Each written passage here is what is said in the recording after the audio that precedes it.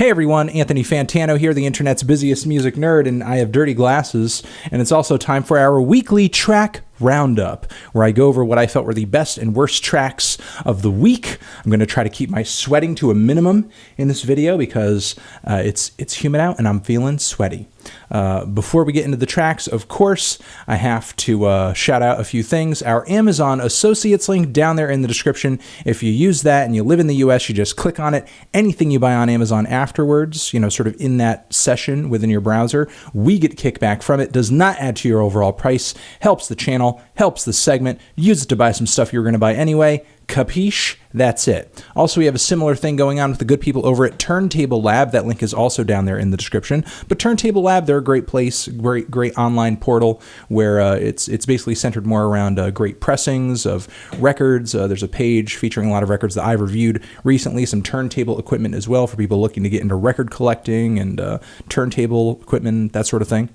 And also, finally, have to shout out again the good people over at Feedbands.com. Feedbands.com, easily the most unique music monthly subscription service that I have caught so far, using the power of crowdsourcing to not only get independent artists to put their own music onto the site, but then users, subscribers on the website go through the music, they thumb stuff up, stuff that gets thumbed up, it ends up sort of in a bit of a competition. Whatever gets to the top of the heap as everybody on the site agreeing, hey, this is great, hey, this is great, hey, this is great. That stuff gets printed to vinyl. It gets sent to you. There's also a subscription service on the site where you can get a t-shirt, opt out of a record, get a t-shirt instead, but also get a digital download from the band whose t-shirt you receive. A lot of different options, a lot of cool facets to the website. Check it out. Dive into there. A lot of layers to this thing that they're doing. Again, most unique music subscription service I have run across. That is still the case, as they are still doing something really sort of above the fray of a lot of these other monthly music vinyl subscription services that I've seen so far. And those are our shoutouts for the video. Thank you. Thank you for watching through those. All right, let's get to the best and worst tracks of the week. Of course, kicking it off with what I felt were the worst tracks of the week. Only a couple here. Wasn't really that bad of a week for music, to be completely honest. I actually had to cut a lot of songs that I wanted to talk about, but I was just like, oh, there's just not enough room for this. There's not enough room for this. There's not enough room for this. So we only have a couple tracks in the worst track section this week. Unfortunately, I have to put Chuck Berry in here with the song Lady Be Good, which is a weird lyrical sort of sister song version of Johnny Be Good. Just a really awkward execution to this right here. I mean, I get so many years later he tried to do something different with this track, and I'm not trying to disrespect the man's memory because he has passed away, rest in peace, but this is just probably the most awkward and unlikable track that I've heard from this forthcoming record he has coming out so far. It's kind of cute what he tried to do with it, but just the lack of energy and I would say pizzazz coming out of the guitar leads on this thing, with just kind of the ham-fisted transition he made, trying to make the meaning of the track completely different, or kind of like a bit of a mirror opposite in a way, was just kind of weird and just not executed to the way that it could have been, I guess. Moving on from there, I have to include here Halsey's Strangers, this new single from Halsey's upcoming record. It's okay. It's a bit of an overly dramatic ballad here with a duo kind of quality to it. And, while it's not the worst thing that I've heard, I have to put it here just to kind of highlight it and center on it and just kind of say this. This is a pop song. It's not an alternative song. It's a pop song. And this is what pop music sounds like. So just in case there's any more confusion, hey, is Halsey making alternative music? Is Halsey making pop music? Is Halsey an alternative artist? Is Halsey a pop artist? This is pop. It's pop music. All right, let's get out of there into the tracks that I thought were decent, worth mentioning. Wasn't crazy about them, but certainly wanted to shout them out because I think they may be of interest to you guys. One, Washed Out has a new single out titled Get Lost, which is a very sensual house-influenced tune with a driving beat, very gauzy sort of layers of sound on this thing. Liked it a lot, very pretty on the ears. it's not one of my favorite tracks of the week, but I would be interested to hear this sound pushed further on whatever record Washed Out has coming down the pipe. Certainly a cool sort of transition on this track to, again, a more house influenced sound. Moving on from there, DiFranco has a new song out, Zizzing, featuring Justin Vernon, which is actually not really that bad of a track. I mean, I've heard DiFranco put out some really awkward stuff sort of in this, is this the second act? Is this the third act of her career? Maybe second act at this point, that, did not gel with me at all. But this track actually came together really well. I like how detailed and angular a lot of the guitars and instrumentation is on this thing. Justin's contribution sounds pretty cool too. A lot of great things about this track. Hopefully, this record and whatever she has coming down the pipe can help her kind of reconnect with this new generation of music listeners that I feel like she's kind of, not say lost touch with. She didn't sort of, from the 2000s, I feel like moving from there, her music didn't quite sort of grab the ears of the next, 10 years of music listeners. And I would love to see that happen. And again, hopefully this makes it happen, especially with that Justin Vernon inclusion there. Moving on from there, Chromatics with the song Shadow. I first heard this song over on Twin Peaks. I've been watching the new Twin Peaks episodes, and the Chromatics appear on the second episode of the series so far, the first 4 episodes that have been released. And it's not that bad of a track. It's okay.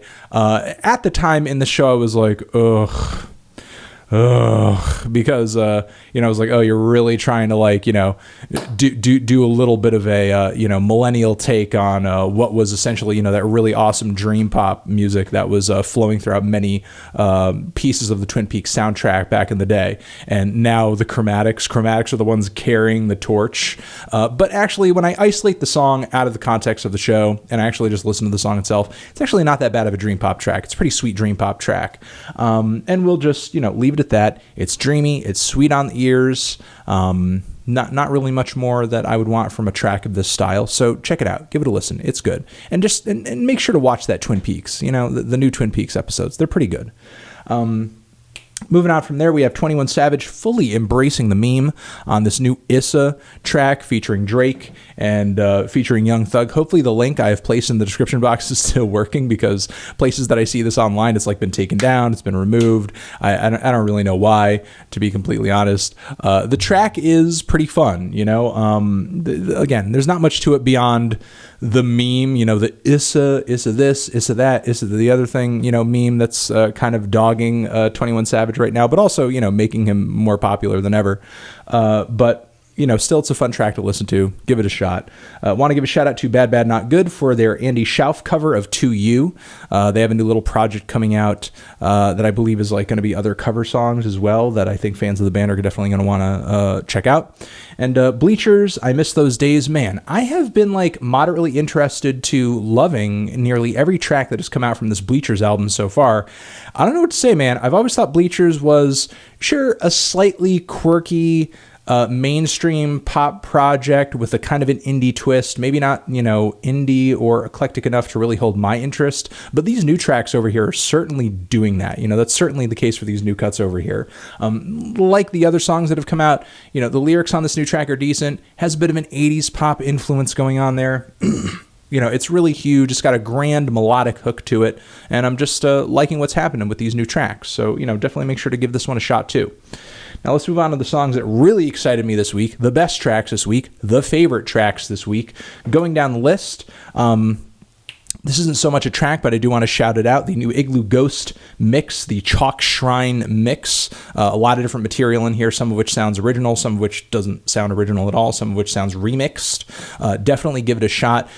From what I read online, he put it together as a means of having something to run to or to have something for running. And it definitely sounds like, it would be fantastic for that. Of course, the eclectic, strange beat music production that you have come to expect from Igloo Ghost music music shows up here too, so do not miss it, even though it's just a mix. It's not a new single or whatever, but he's also said that he has a new record coming out soon. The album is done, so I'm just going to be sitting here waiting for that, although I am standing right now, so I apologize for lying a little bit.